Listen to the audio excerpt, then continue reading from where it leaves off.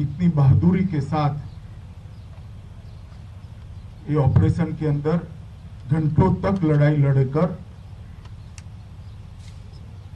जिनके साथ लड़ाई थी इनके दांत खट्टे किए ऐसे सीआरपीएफ और कोबरा फोर्स के सभी जवान भाइयों। सबसे पहले तो ये ऑपरेशन के अंदर हमारे कुछ साथी शहीद हुए हैं। सीआरपीएफ के, कोबरा फोर्स के, वो सभी को मैं देश के प्रधानमंत्री जी की ओर से, मेरी ओर से और समग्र देश की जनता की ओर से बहुत भावपूर्वक श्रद्धांजलि देता हूं। उन्होंने अपने जीवन का सर्वस्व इस देश के लिए, इस देश के विकास के लिए, इस देश की शांति के लिए त्यागा है, बलिदान दिया है। उनके सर्वोच्च बलिदान को ये देश कभी भुला नहीं सकता। जो लोग गए हैं इनके परिवारों के प्रति भी पूरे देश की सहानुभूति है। पूरा देश चट्टान की तरह इनके साथ खड़ा है। मैं आप लोगों को आज इतना ही कह सकता हूं कि आपके कुछ साथी आपने जरूर गंवाए हैं, मगर आप भारत सरकार पर, छत्तीसगढ़ सरकार पर भरोसा रखना, आपके साथियों का बलिदान व्यर्थ नहीं जाएगा। जिस उद्देश्य के लिए इन्होंने बलिदान दिया है वो उद्देश्य निश्चित रूप से पूरा होगा और विजय हमारी होगी।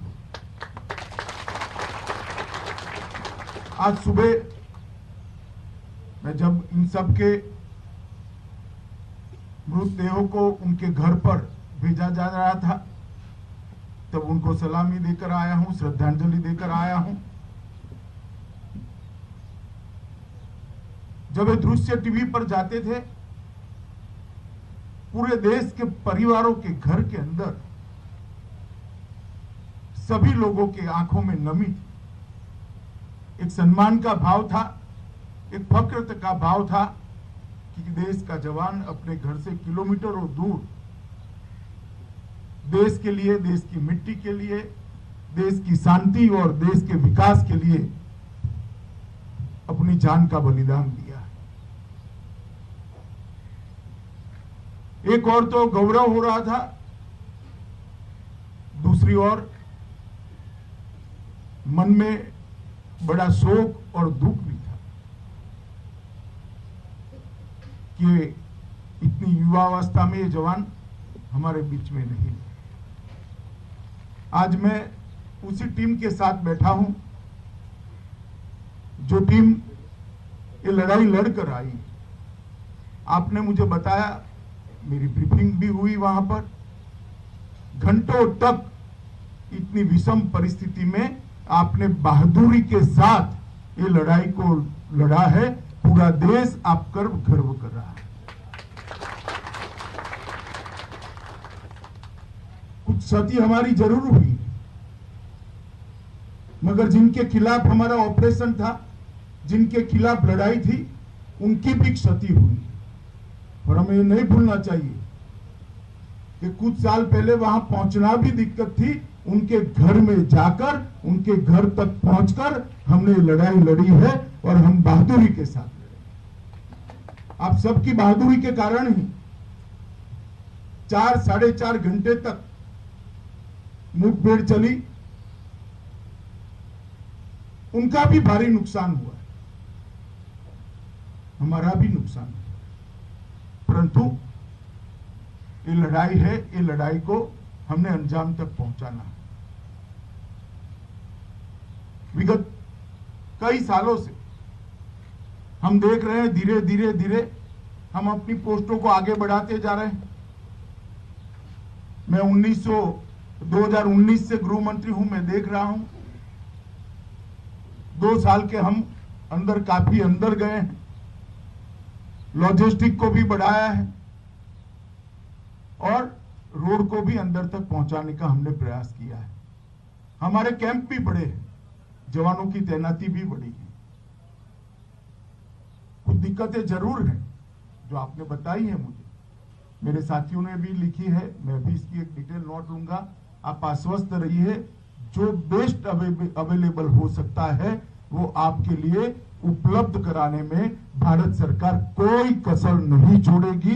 ये सारी की सारी जो आपने बातें बताई हैं उसको उच्चतम स्तर से गंभीरता के साथ लेकर आपकी सहायता हो, इस प्रकार की व्यवस्था हम खड़ी करना चाहते हैं। परंतु मैं इतना ही कहना चाहता हूं मित्रों कि जब एक साथी साथ छोड़कर जाता है, हम सबका दुख तो होता ही है,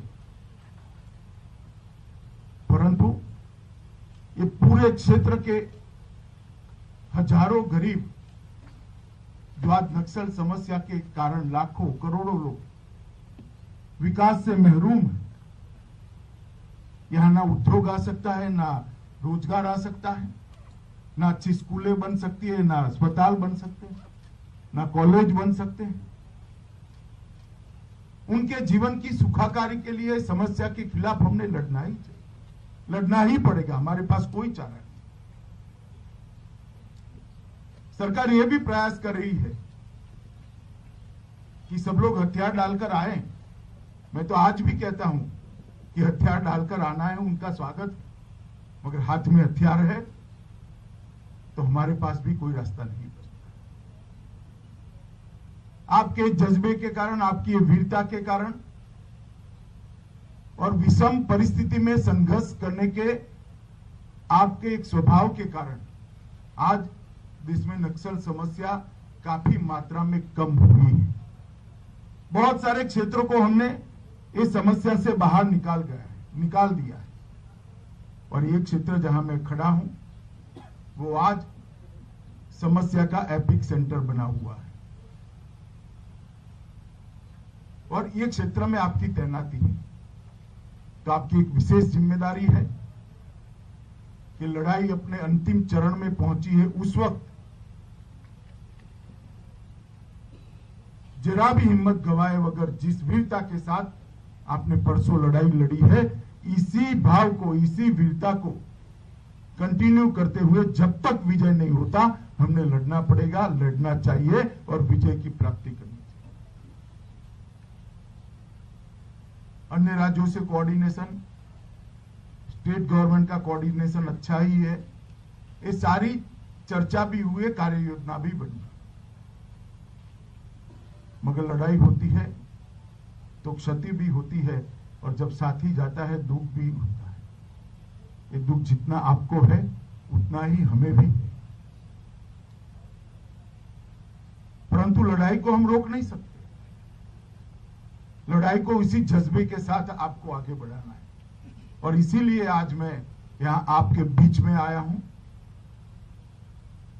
जब से मैं सुना, मैं आसाम था, मेरे सारे कार्यक्रम रद्द कट कर मैं कल शाम को दिल्ली पहुंचा, दिल्ली जाके रिव्यू किया और आज बड़े सवेरे से यही क्षेत्र में हूं जहां ये समस्या है।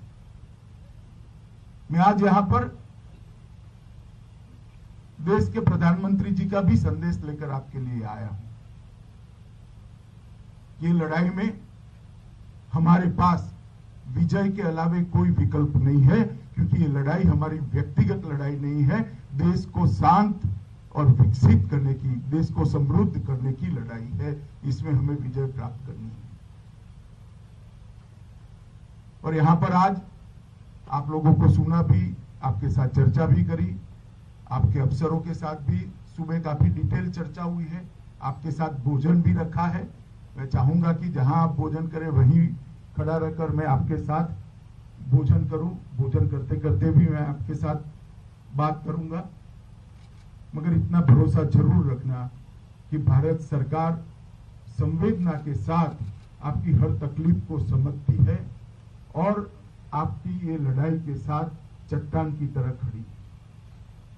आपकी हर जरूरियत को पूरा करने की तैयारी भी है और इच्छा भी है। यहां से जाने के बाद जितनी भी कमियां नजर आएगी, इसको भरने के लिए हम तुरंत ही कार्यवाही करेंगे। मैं आप सभी को फिर से एक बार बहुत बहुत शाबाशी तो नहीं कह सकता, मगर साधुवाद देना चाहता हूं, आपकी वीरता की बुरी बुरी प्रशंसा करना चाहता हूं कि आपने 4-4.5 घंटे तक एक कठिन लड़ाई लड़कर दुश्मन के दांत खट्टे करने का काम किया है और वीरता के साथ आप लड़ाई लड़े हो और ऐसी जगह पे लड़ाई लड़े हो जहां जाने की पहले हम कल्पना भी नहीं कर सकते।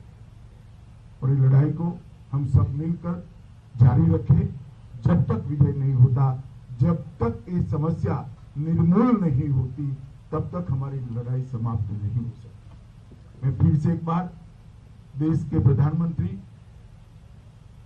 और भारत सरकार की ओर से आपने जो वीरता दिखाई है, इसलिए मैं बहुत बहुत मन के साथ आप सभी की प्रशंसा भी करना चाहता हूं और आप सभी को साधुवाद भी देना चाहता हूं कि वीरता का जो जज्बा है अनेक सालों तक जो सीआरपीएफ और कोबरा ज्वाइन करेंगे उनके लिए प्रेरणा देता रहेगा। एक गाथा बनेगी और एक गाथा आने वाले दिनों में कई पीढ़ियों तक सीआरपीएफ की लोग याद करेंगे और इससे प्रेरणा लेकर देश के लिए, देश की शांति के लिए, देश के विकास के लिए काम करने की प्रेरणा लेंगे। फिर से एक बार आप सभी को बहुत बहुत साधुवाद देकर मेरी बात को समाप्त करता हूं और जो हमारे साथी शहीद हुए हैं उनको पूरे देश की ओर से एक विनम्रता पूर्वक श्रद्धांजलि देकर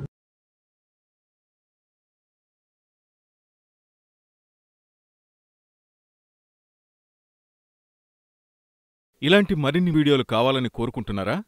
అయితే పక్కనే ఉన్న గంట సింబల్ను క్లిక్ చేయండి. అలాగే సబ్స్క్రైబ్ చేయండి.